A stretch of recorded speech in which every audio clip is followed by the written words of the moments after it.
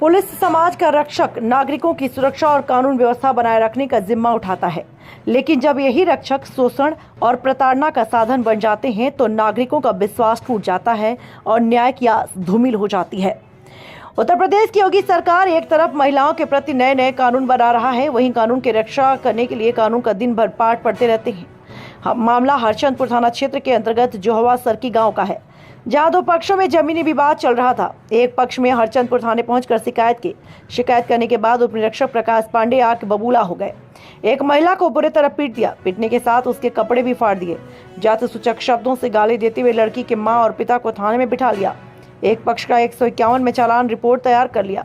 उपनिरीक्षक प्रकाश पांडे हमेशा विवादित सुर्खियों में रहते हैं, चाहे वह जिला अस्पताल हो, चाहे ऊंचाहार हो, कोई भी हो। जिस थाने में जहां रहते हैं वहां अक्सर वह विवादित कार्यशैली के लिए जाने जाते हैं। कहीं न कहीं ऐसे भ्रष्ट उपनिरीक्षक को सत्ता का रसूख प्राप्त है, इसलिए गरीबों पर रौ बैठने में कोई कसर नहीं छोड़ रहे। उपनिरीक्षक की कार्यशैली से कानून वालों कोई भी कानून का कोई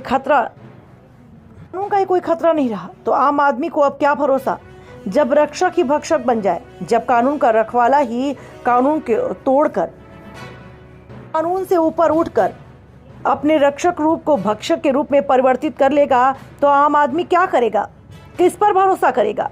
कानून व्यवस्था पर भरोसा कौन करेगा? खाकी के दामन पर इन्होंने दाग लगा दिया। कहीं ना कहीं खाकी के ऊपर यह सवालिया निशान जरूर खड़ा हो रहा है। क्या नाम है बेटा? सरोज कुमारी। कहाँ से आई हो?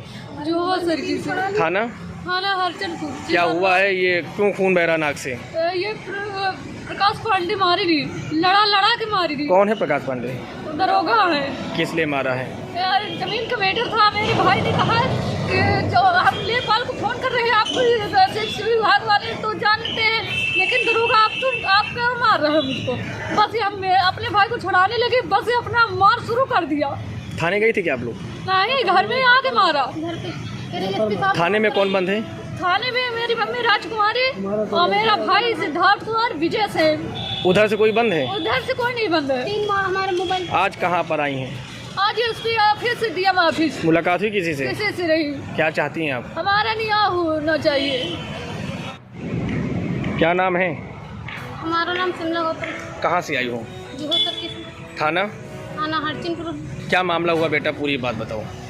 मामला ये हुआ कि हमारी पुश्तैनी ज़मीन थी। हमारे यहाँ पे बगल में रास्ता था, जिस तरफ के रास्ता था उस तरफ एक कास्ट और यस्सी कास्ट के हैं, उनका अवधेश नाम है, और उनकी अपनी जहाँ की रास्ता थी उसको रास्ता बंद करवा दिए, सुधीर द्विवेदी को दिला दिए, और सुधीर द्विवेदी और अवधेश मिलके हमारे वहाँ पे कंप्लेन करवाएं, दरोगा से कहवा कि हमारे भाई को मरवाया, हमको ही मरवाया। कौन मारा है? दत्तों को मारा। प्रकाश पांडे, पुलिस वाले प्रकाश पांडे। क्या किसको चोट आई? किसी को? दीदी की भी आई है, मम्मी का दत्ता की भी आई है। गिरा के मारे।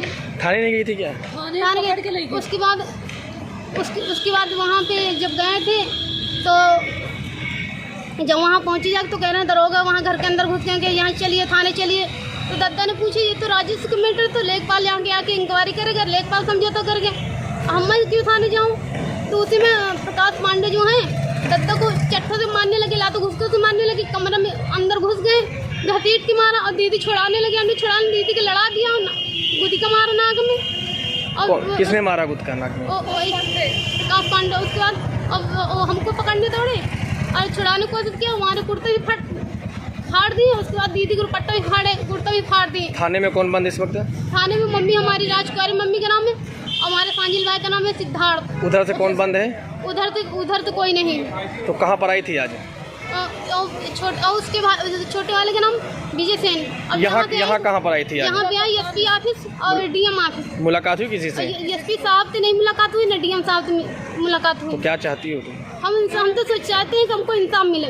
एक सुधीर के द्वारा हमारी जमीन हड़प करवाई जा रही है, हमको जान मान खतरा भी है। हम रास्ते में पता नहीं घर पहुँच पाएंगे, हमको जान खत्म कर दिया, हमारी कोई नहीं सुनता, हमारी कोई सुना है।